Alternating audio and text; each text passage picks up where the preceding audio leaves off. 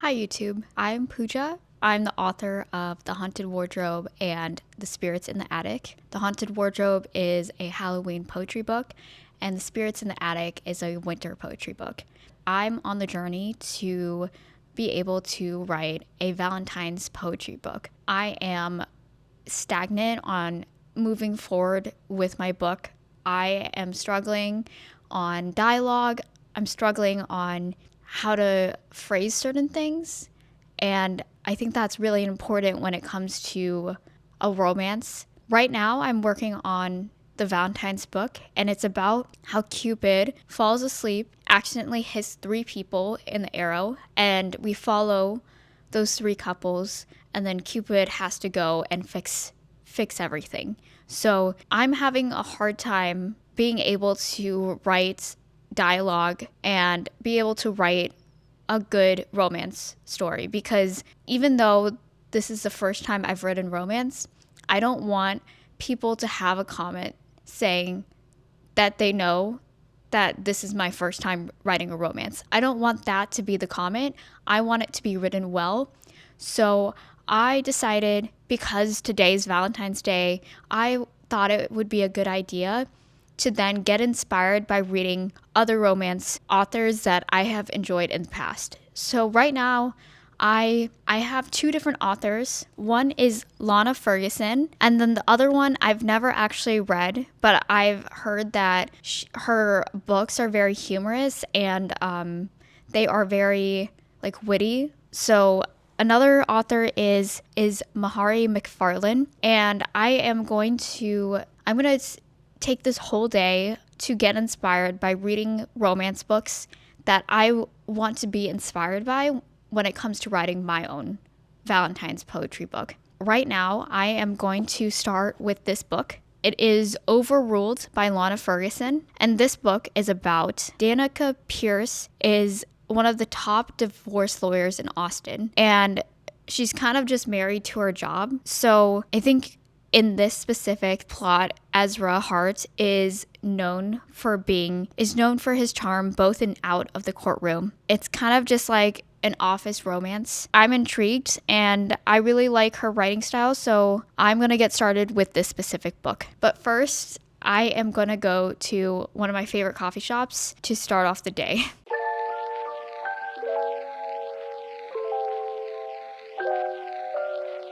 I'm back at my apartment. I'm around 50 pages.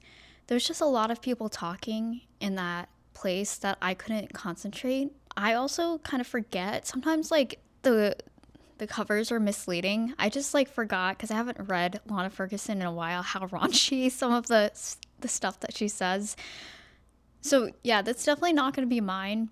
It's going to be more like playful type of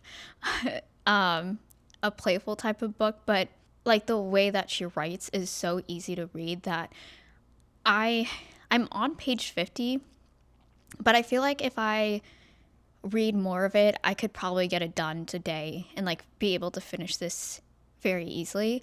I just need to spend time.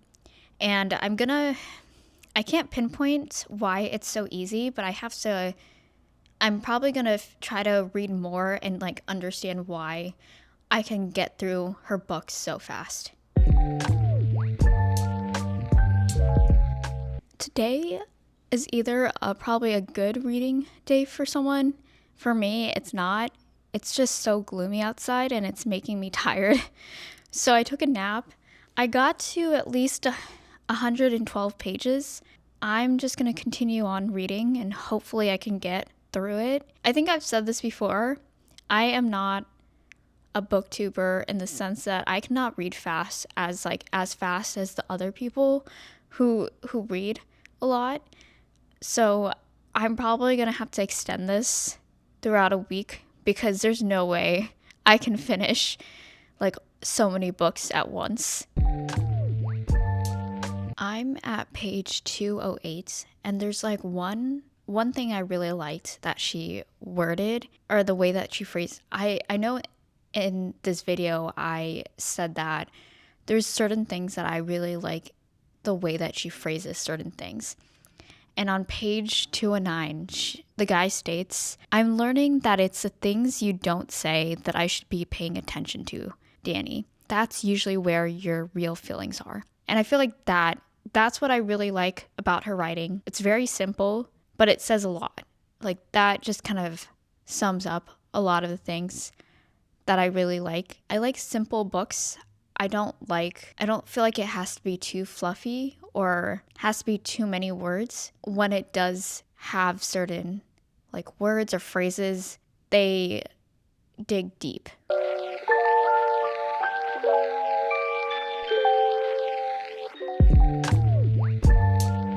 So yesterday was kind of a wreck when it came to reading. I didn't film the very end of, I think, Saturday when I started, and I finished Overruled, and I would say I would rate it like a 3 stars. It was entertaining to keep me interested, but I just didn't understand. I think like I didn't understand the woman's perspective. Like I didn't understand Danica because she was just angry all the time with this guy, and I'm like, what did this guy do? Because it like halfway through the book, like I was like, okay, why are you so angry? But then also like it obviously like he likes you, you like him, just get together. I don't understand. And then I figure out why, and this is spoilers, but it was mostly out of miscommunication, and I hate that trope. And I'm like, this could have been like a text message. So at that point, when I heard that, I was just kind of tuned out, but I was so far in that I was like, I might as well finish the book. I mean, I just didn't I just thought that that whole dialogue was annoying. I thought the court case was interesting, but yeah, I would say this was a 3 star. Yeah. I was gonna read Mahari McFarlane. I didn't realize that she is a Scottish author, and a lot of the dialogue is very like it's hard for me to understand how the dialogue runs, and I have to like spend more time. So right now I just want to read something light, and I'm going to start reading The Game Changer by Lana Ferguson, another one from Lana Ferguson.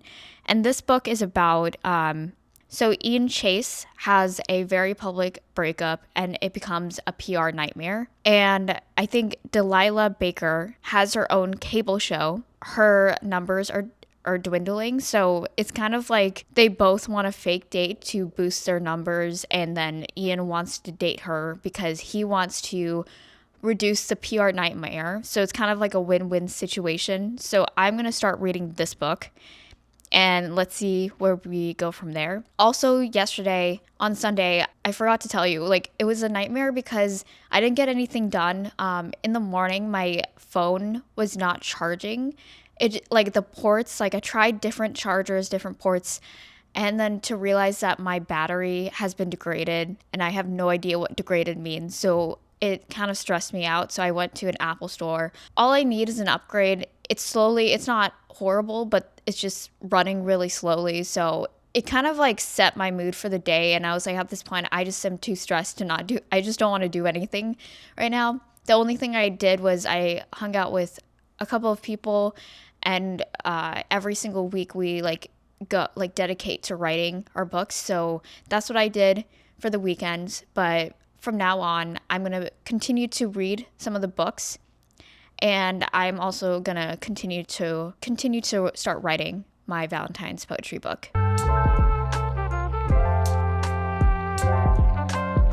It's been a couple of days since I followed up. It's definitely not the weekend. Today is Wednesday, and I've just been slacking, if I'm being honest. I am still on The Game Changer, so I'm still reading this book. I do like this book a lot better than the last one, mostly because I feel like it's more organic. I just feel like the characters, they know each other from high school, so it feels like a reconnection. There's no miscommunication. It just feels organic, and I think it's kind of like a cute type of book. So I know that I'll be able to finish this book, but I don't know if I'll be able to get to any of the other books right now. Otherwise, this video will be super long. Yeah, I am gonna try to finish this book throughout the week. We're probably gonna go from there. But I think I'm around 70 pages. So if I really put my mind to it, I could probably finish this within today, but I'm not sure right now. It'll probably take me a couple of hours, but I'm not really sure. I'm guessing I'll probably actually finish this by tomorrow, but we shall see.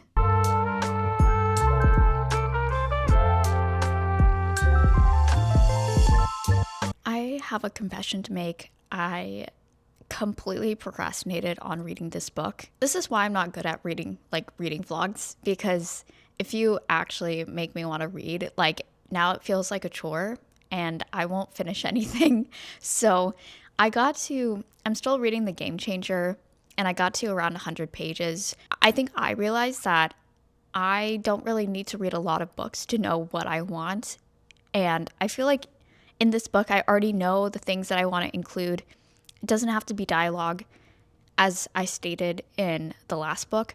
One thing I really liked is these two couples, they met in high school. So they're just like friends and it just comes out organically. Like they have so many memories and you could tell based on how their dialogue is, like a lot of things are unsaid. But then because they're unsaid, you already know, like you can make an assumption of like how close they were at one point. And I think I'm overthinking it. I don't think I have to have very poetic ways of saying certain things, even though it is a poetry book. All the authors that I really like are very simple. They're very basic in the way they say things, but I still want it to be meaningful. So I'm going to wrap the video from this and I will see you in the next video.